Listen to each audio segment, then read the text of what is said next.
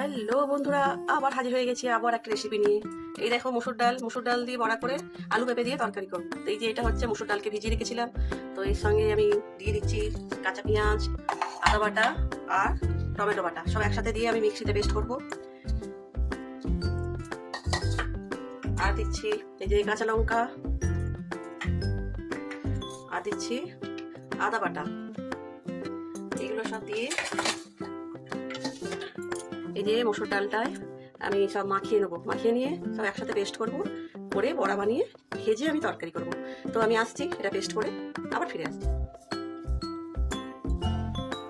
তো আমি এই যে পেস্ট করে নিয়ে চলে এসেছি মসুর ডালটা। এতে নুন মিষ্টি যা লাগে সব দেওয়া হয়ে গেছে। এবার আমি এগুলোকে বড়াগুলোকে ভেজে নেব। অনেকক্ষণ ধরে ফেটিয়ে নিয়েছি, যত ফেটাবো মানে বড়াগুলো খুব ভালো হবে। তো এবার আমি একটা একটা করে ছাড়ি।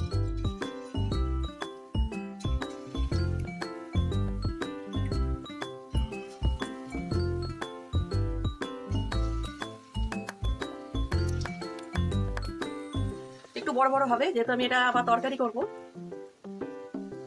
এটা পকোড়া করেও খাওয়া যায়, চায়ের সঙ্গে স্ন্যাক্স করে। মসুর ডাল এটা দিয়ে জানো বন্ধুরা, মসুর ডালের বড়া দিয়ে না অনেকে আবার টক খায়। আমি অবশ্য কোনোদিন খাইনি, তোমরা কি খাও? ঠিক আছে, আমি বড়াগুলো ভাজার পরে দেখাচ্ছি কেমন হলো।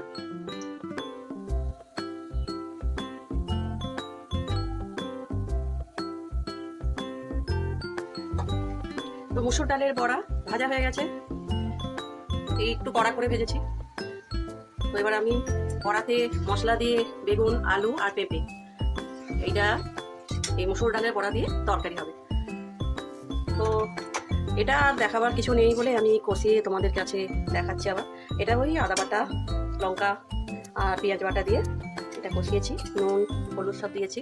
এবার দিচ্ছি জল, একটু বেশি জল দেবো, ঝোল ঝোল হবে এটা কিন্তু, গরম জল। আর দেবো একটু মিষ্টি, নুন হলুদ দেওয়া হয়ে গেছে, ঝাল দেওয়া হয়ে গেছে, একটু মিষ্টি দিলাম। দিয়ে একটু ফুটে উঠলে আমি বড়াগুলো দিয়ে দিচ্ছি, দেওয়ার পরে আমি নামিয়ে নেব। তাহলেই রেডি মুসুর ডাল সবজি দিয়ে তরকারি, মানে মুসুর ডালের বড়া আর সবজি দিয়ে তরকারি। এবার একটা একটা করে আমি বড়াগুলো ছাড়ছি। যা গরম পড়েছে বন্ধুরা, এখন আর মাছটা না রোজ ভালো লাগে না।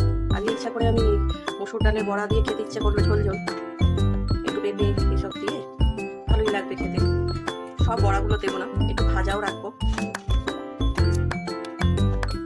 আর দেবো না, একটু থাক।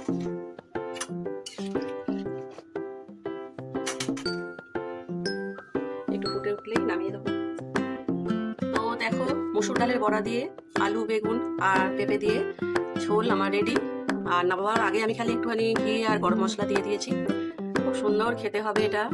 আর বন্ধুরা, লাউ আলু চিংড়ি মাছের তরকারি সেটা আমি দেখালাম না। আর লাউ চিংড়ি তো আমার আগের ভিডিওতে দেয়াই আছে, তোমরা দেখে নিও।